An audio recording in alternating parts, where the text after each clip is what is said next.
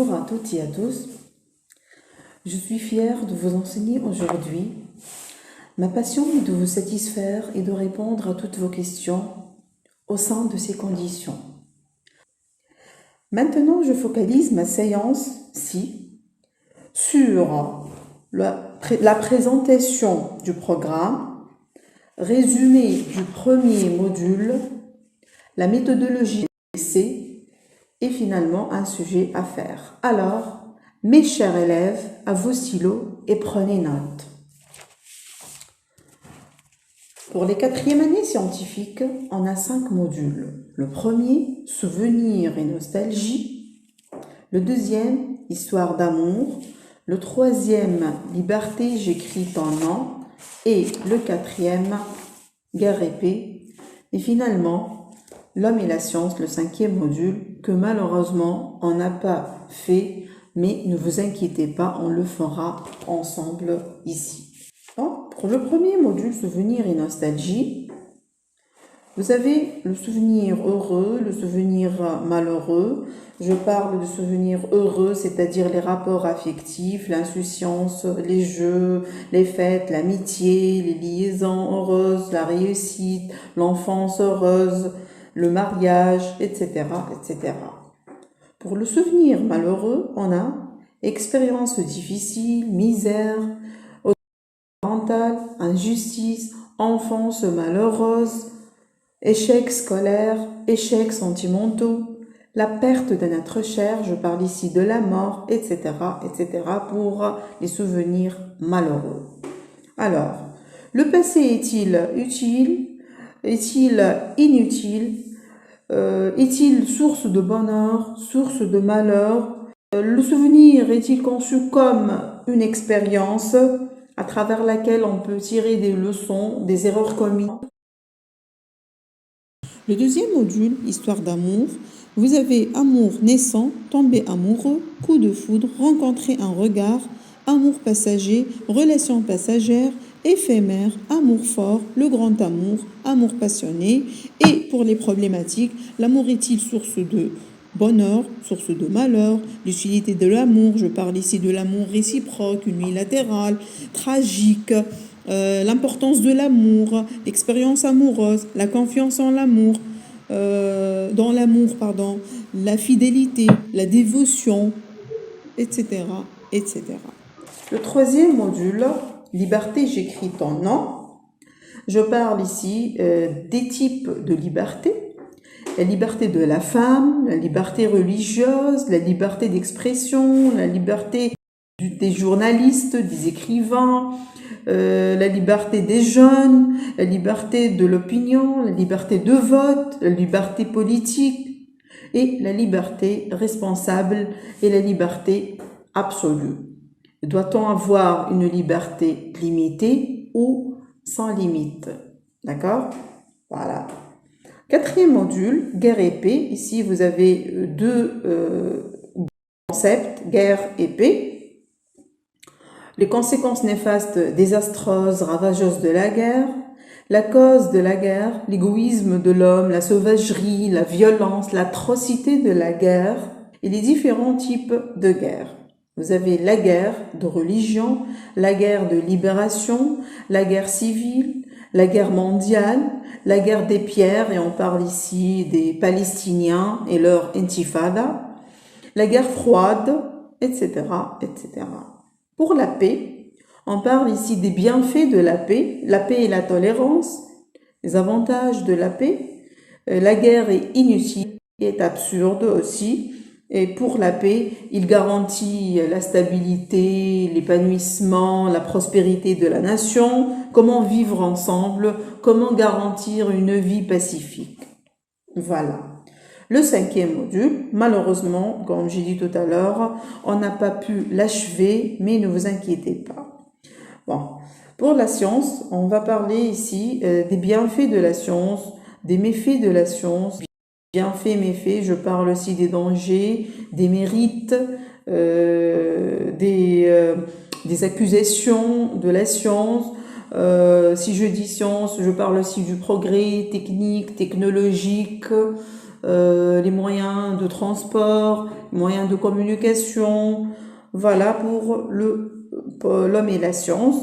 Et on va voir cette relation polémique entre la science et le bonheur, la science et le malheur. A-t-il vraiment apporté le bonheur et le bien-être, ou bien a-t-il provoqué la servitude, l'esclavage et le malheur de l'homme? Autrement dit, la science est-il une malédiction ou bien une bénédiction? Voilà pour les 5 modules aperçus sur le programme. Maintenant, je passe au premier module avec plus de détails. D'abord, chaque élève est censé maîtriser le vocabulaire du thème pour l'investir dans sa rédaction à la suite. Voilà, si je dis le vocabulaire thématique, je parle du champ lexical, du vocabulaire, du vocable, etc. On a souvenir, le verbe se souvenir, se rappeler, et j'ouvre une petite parenthèse ici, je dis se souvenir de quelque chose et se rappeler quelque chose. Donc, faites bien attention à la construction des deux verbes-là. Faites bien attention à la préposition de avec le verbe se souvenir. C'est clair. Donc, je passe. Donc, j'ai dit se souvenir de, se rappeler, mémoriser, immortaliser, éterniser, commémorer, pérenniser, relater un souvenir, évoquer un souvenir pour les verbes.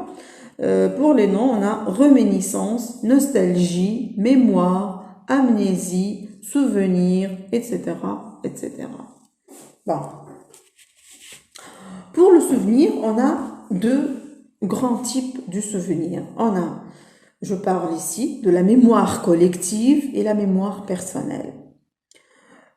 Qu'est-ce que j'entends de la mémoire collective? La mémoire collective, c'est l'ensemble d'événements vécus par une nation ou bien par un peuple, comme la guerre, la colonisation, la révolution, les épidémies, et je parle ici, j'ouvre une petite parenthèse, je vous dis que ce que nous vivons aujourd'hui, l'épidémie du Covid-19, sera considéré comme une mémoire collective pour les générations futures. Donc, celles-ci parleront bientôt de ce qu'on a vécu aujourd'hui comme un souvenir collectif. D'accord?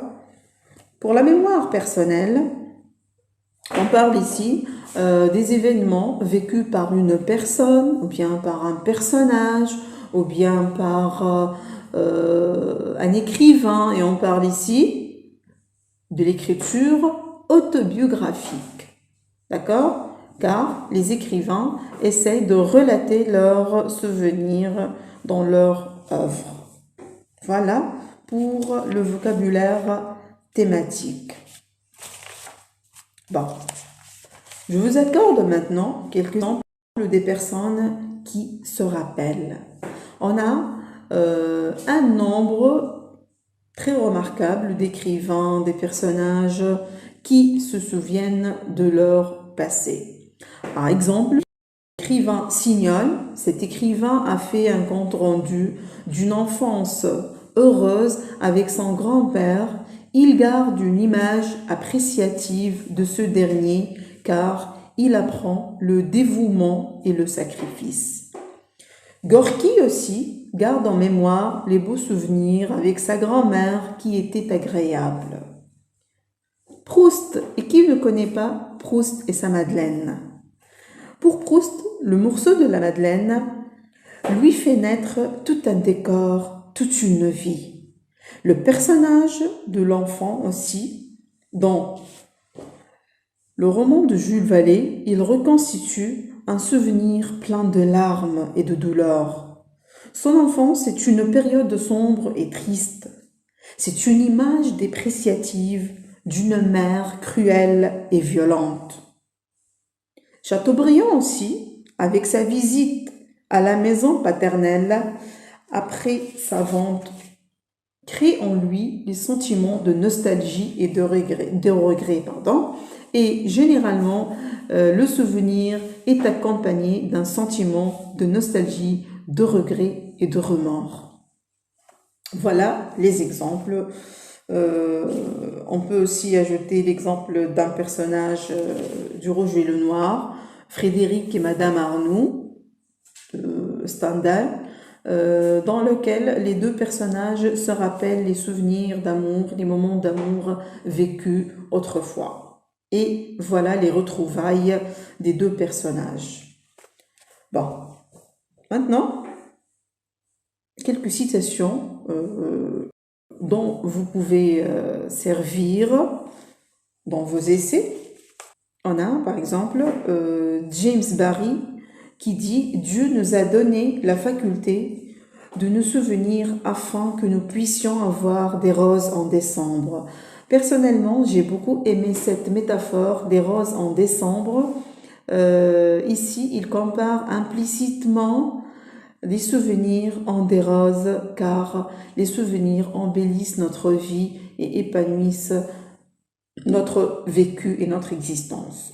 André Gide dit aussi « Le plus beau souvenir ne m'apparaît que comme une épave de bonheur. » Donc, pour lui, le souvenir est une sorte d'échappatoire, est une sorte de quelqu'un qui nous sauve.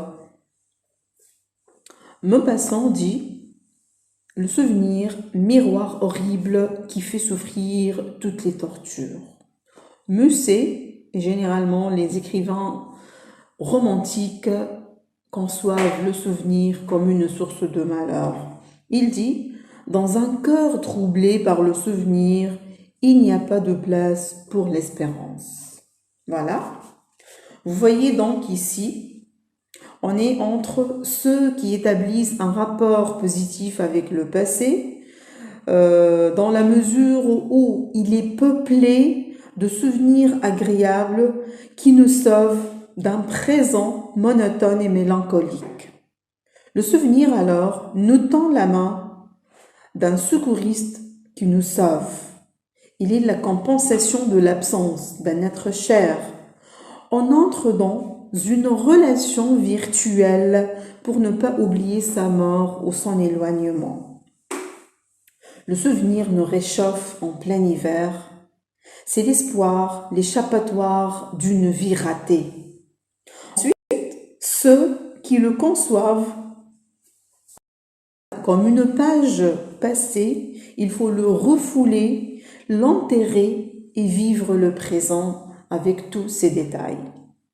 En effet, pour eux, le passé, avec ses sentiments de douleur, emprisonne notre vie et nous empoisonne, car il n'est qu'un mirage et ne procure qu'un bonheur éphémère. D'autres encore prennent le passé comme l'expérience qui passe pour une école dans laquelle on apprend de nos erreurs commises, de nos bêtises d'autrefois. De même, se rappeler la mémoire collective et le passé glorieux nous encourage en veillant en nous les sentiments de liberté et d'authenticité, comme notre histoire honorable et nos grands-pères qui ont lutté corps et âme pour l'indépendance. Voilà donc les grandes lignes du premier module. Maintenant, j'attire votre attention sur une séquence de méthodologie de l'essai. D'accord? Donc, pour rédiger un sujet, il faut tout d'abord lire plusieurs fois le sujet et chercher la consigne. Qu'est-ce qu'on vous demande de faire? Tout d'abord, vous êtes censé rédiger un sujet qui comporte 3 parties. L'introduction, le développement et la conclusion. Pour l'introduction, combien de parties comporte l'introduction? Très bien, 3 parties. Vous avez l'introduction générale, dans laquelle on présente le thème, généralement. Vous la commencez par il va sans dire que, ou sans aucun doute, ou bien un concept général et vous présentez votre sujet. Deuxième partie de l'introduction, insertion de la thèse. Vous pouvez commencer comme suit. Dans cette optique, certains pensent que, dans cette perspective, certains estiment que, considèrent que, trouvent que, voilà. Et troisièmement, vous posez la problématique. La plupart de nos élèves oublient malheureusement la problématique. Donc, je vous invite à ne pas l'oublier. Il faut poser une question à la fin de l'introduction. Alors, vous dites, il est légitime de poser la question suivante ou bien il est légitime de se demander. Et cette question doit avoir sa réponse dans le développement. D'accord? Bon, je passe au développement. Et dans le développement, vous devez savoir qu'est-ce qu'on vous demande de faire dans le sujet. Ou bien un sujet nuancé, ou bien un sujet catégorique. Bon. Pour le sujet nuancé, vous devez rédiger dans le développement 2 thèses différentes. C'est-à-dire, vous développez tout d'abord la première thèse, c'est-à-dire la thèse du sujet, et la deuxième partie, c'est l'antithèse, d'accord? Bon, et entre la première et la deuxième partie, vous devez rédiger une phrase de transition. C'est quoi la phrase de transition? C'est une étape qui vous permet de nuancer le sujet sous forme concessive.